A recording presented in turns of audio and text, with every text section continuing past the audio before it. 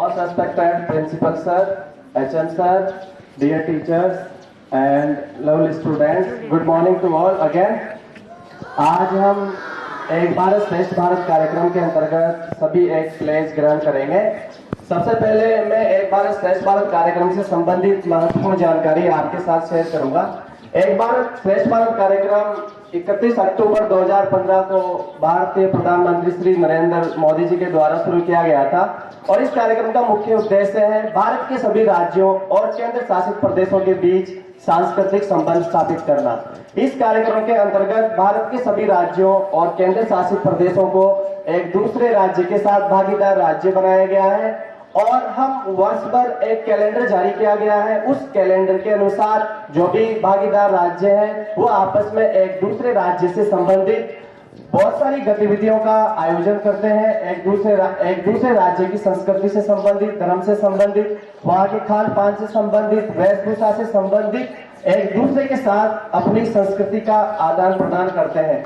ये कार्यक्रम सरदार वल्लभ भाई पटेल की 140वीं जयंती के उपलक्ष्य पर भारतीय प्रधानमंत्री के द्वारा जारी किया गया था और ये कार्यक्रम मुख्य रूप से उनकी स्मृति में ही मनाया जाता है। सरदार वल्लभ भाई पटेल की स्मृति में इस कार्यक्रम को शुरू किए जाने के पीछे ये उद्देश्य है, जब भारत 15 अगस्त 1947 को आजाद हुआ, उस समय आजादी के बाद भारत में 563 देशी रियासतें थी और जब भारत का विभाजन हुआ, अंग्रेजों ने भारत का विभाजन किया, उनकी जो डिवाइड एंड रूल वाली पॉलिसी थी उन्होंने विभाजन के बाद भी उसको फॉलो किया। उन्होंने भारतीय जो 563 देशी रियासतें थी उनके सामने ऑप्शन रखा था कि आप या तो भारत में शामिल हो सकते हैं या पाकिस्तान में शामिल हो सकते हैं या फिर आप स्वतंत्र रह सकते हैं।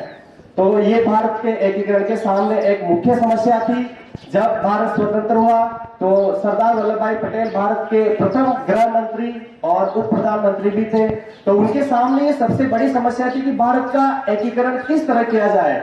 तो सरदार वल्लभ भाई पटेल ने दिन रात मेहनत करके फाइनली 562 देशी रियासतों को साम दाम दंडभेद की नीति से भारत में शामिल होने के लिए राजी कर लिया और उस समय केवल जूनागढ़, हैदराबाद और कश्मीर ये 3 रियासतें थी जिन्होंने भारत के साथ और पाकिस्तान के साथ शामिल होने से मना कर दिया।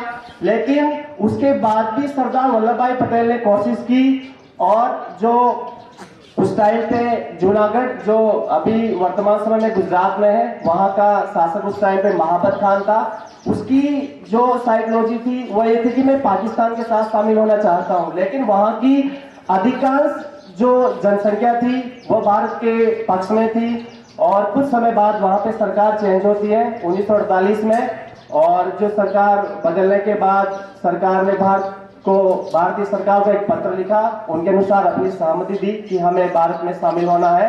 उसके बाद वहां पे जनमत संग्रह हुआ और वहां की 90% जनसंख्या ने भारत के पक्ष में समर्थन दिया। भारत में उसके साथ ही जूनागढ़ को शामिल कर लिया गया।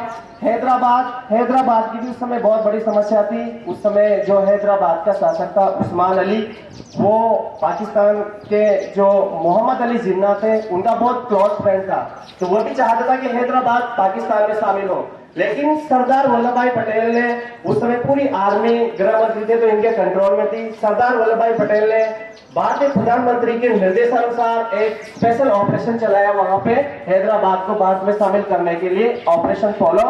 और जैसे ही भारतीय सेना ने हैदराबाद में प्रवेश किया तो वहां का जो शासक था उसने आत्मसमर्पण कर दिया और भारत के साथ मिलने के लिए सहमति प्रकट की। तो आज जो ये अखंड भारत है, जो आज हम भारत देखते हैं, उसमें सरदार वल्लभ भाई पटेल का महत्वपूर्ण योगदान था। इस भारत को अखंड भारत बनाने में उन्होंने महत्वपूर्ण योगदान दिया। इसी कार्यक्रम के अंतर्गत भाषा संगम कार्यक्रम भी शुरू किया गया है भारत सरकार के द्वारा।